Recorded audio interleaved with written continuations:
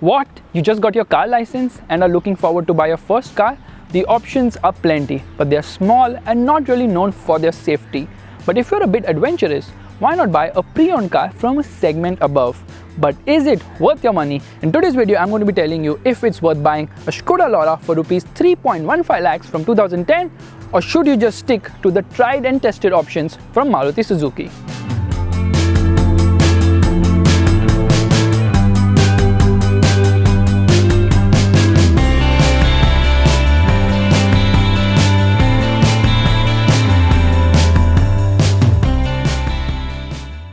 On the exterior front, there is no denying the fact that the car actually looks nice. The body seems to be maintained quite well, and the only thing which is not so perfect are the headlights, because on the edges they seem to have gone a bit dull. However, they can be rectified quite easily if you know that toothpaste trick.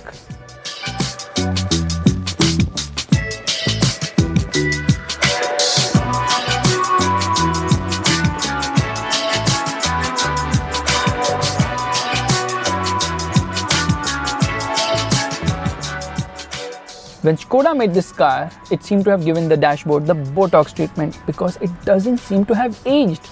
It looks quite nice indeed, and the quality of parts and materials used are also very premium, because I love the soft touch plastic on the dashboard. I love the fact that the overall build quality feels more superior in this 9-year-old car than most of the new small cars in the market right now.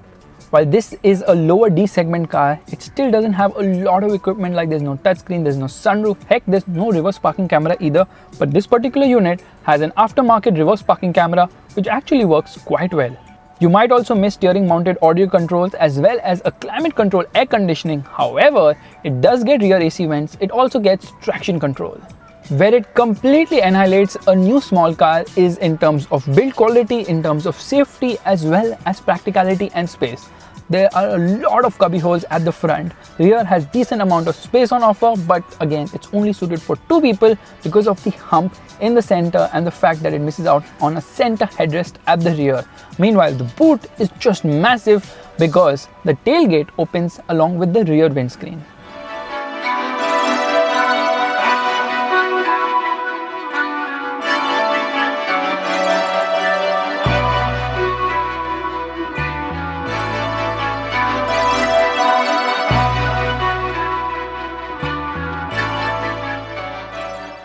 There's absolutely no exaggeration when it comes to praising the build quality of this vehicle, because just hear this.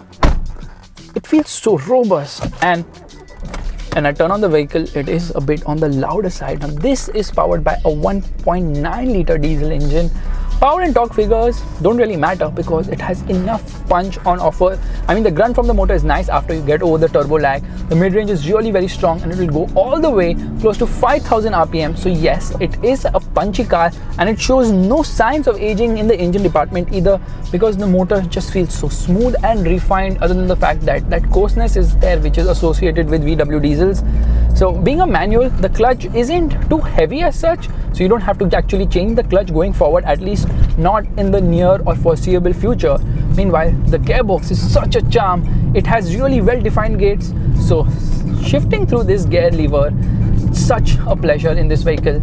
Coming down to second, leaving the clutch, the whole experience is actually very good indeed. And around the corners as well, there's good amount of feel and feedback, but you know, the body roll is well contained. However, the big problem here I have with the steering, it doesn't really weigh up that brilliantly well. Yeah, it is kind of direct, but you know, it's not the most feedback rich at higher speeds, just robbing away that confidence to push it harder around corners. But the suspension has been set up in such a brilliant way on this vehicle that the ride and handling balance is beautiful. Braking performance is also very nice, and obviously it has traction control, but you can turn it off, and when you do, there's so much torque on offer that it doesn't hesitate to spin its wheels any given moment. Now there are no warning lights which have been activated, there are no rattles from this vehicle, and it does feel well put together. This is something which is really appreciated about European cars, that they do last long. In fact, the Skoda Octavia is famous for being a cab in certain countries where it has been running for a real long time now.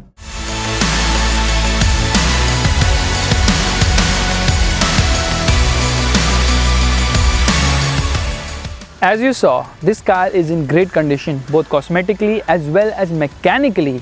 So if you're planning to buy your first car, probably you should consider this. However, remember, cost of maintenance of premium cars or cars which are from a segment higher is obviously more than entry-level cars because of the quality of materials and parts, which are of course superior as well. You need to factor in this while buying a used car. And of course, there are plenty of warranties which can be had aftermarket as well, and there are a lot of service centers, again aftermarket, which can serve your needs in servicing cars like these.